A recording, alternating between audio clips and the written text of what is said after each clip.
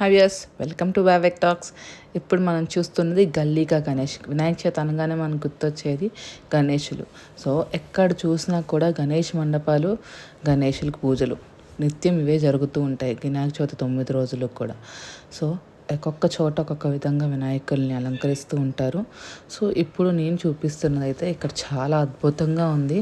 ఒక ఆవు కింద శివుడు, శివలింగం, వినాయకుడు చిన్న బేబీ లాగా ఆ పాలు తాగుతున్నట్టుమాట.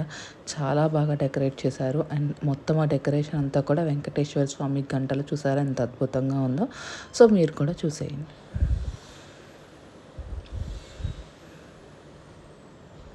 ఈ వినాయక చవితి అనగానే అందరికీ గుర్తొచ్చేది సంబరాలు. అంటే పూజలు, ప్రసాదాలు, డీజేలు, పాటలు, డ్యాన్సులు. మొత్తం పిల్లలైతే చాలా బాగా ఎంజాయ్ చేస్తారు వినాయక చవితి అనేసరికి. ఎక్కడ మనం ఏ గల్లీలో చూసినా, ఏ సందులో చూసినా వినాయకుళ్ళు మనకి కనిపిస్తూనే ఉంటారు. సో ఈ 9 రోజులు ఒక పండగనే చెప్పుకోవచ్చు. సో కొన్ని చోట్ల అయితే ఇలా సాంస్కృతిక కార్యక్రమాలు కూడా పెట్టారు. సో మేము వెళ్ళిన చోట భరతనాట్యము, సంగీతము, ఇలా పిల్లల వాళ్ళకు వచ్చిన సాంస్కృతిక కార్యక్రమాలతో అందరినీ అలరిస్తూ ఉంటారు అన్నమాట. చాలా మంచి కార్యక్రమాలు చేస్తూ ఉంటారు ఈ గణేష్ చతుర్థి టైంలో. అన్న సంతర్పణలు కానీ, నిత్య పూజలు కానీ, కుంకుమార్చనలు కానీ, ఇలా సాంస్కృతిక కార్యక్రమాలు కానీ చాలా బాగా జరుగుతూ ఉంటాయి. ఎక్కడ చూసినా కూడా హడావిడిగా ఉంటుంది. చాలా బాగా అనిపిస్తుంది. అన్ని పండగల కన్నా కూడా మనకి వినాయక చవితి చాలా బాగా చేస్తూ ఉంటారు. సో ఎక్కడ చూసినా పండగ వాతావరణమే నెలకొంటూ ఉంటుంది అన్నమాట. మేము వెళ్ళిన ప్రతి చోట ఒక్కొక్క దగ్గర ఒక్కొక్కలాగా గణేషుని పెట్టున్నారన్నమాట. నాకైతే చాలా బాగా అనిపించింది. అడుగడుగు కొన్ని చోట్లయితే అడుగడుగు కూడా విగ్రహాలు ఉన్నాయి. ఒక్కొక్క విగ్రహం ఒక్కొక్కలాగా ఒక్కొక్క థీమ్తో డెకరేట్ చేయడం కానీ, పెట్టడం కానీ చేశారు. చిన్నపిల్లలు అయితే ఇంకా బాగా సెలబ్రేట్ చేసుకుంటారు ఈ గణేష్ చతుర్థి.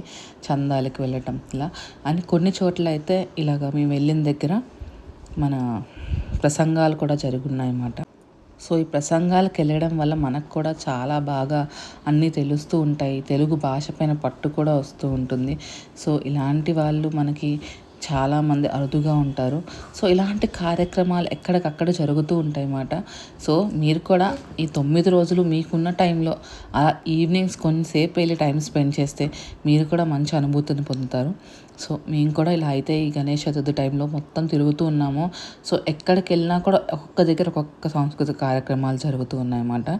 సో చాలా బాగా అనిపించింది. మేమైతే చాలా బాగా ఎంజాయ్ చేసాము ఈసారి గణేష్ చతుర్థి. మీరు కూడా ఎంజాయ్ చేశారని అనుకుంటున్నాం.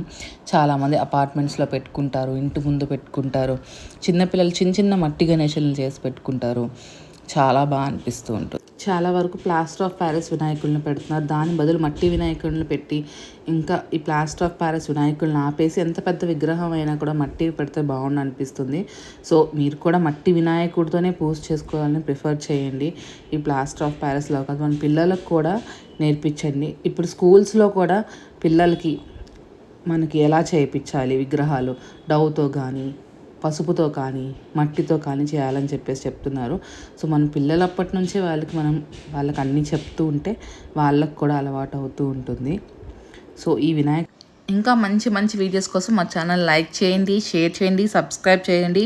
పక్కనే ఉన్న బెల్ ఐకాన్ని క్లిక్ చేయడం మాత్రం మర్చిపోవద్దు. ఇంకా మంచి వీడియోస్ వస్తాయి. సబ్స్క్రైబ్ చేసుకోండి. Thank you so much.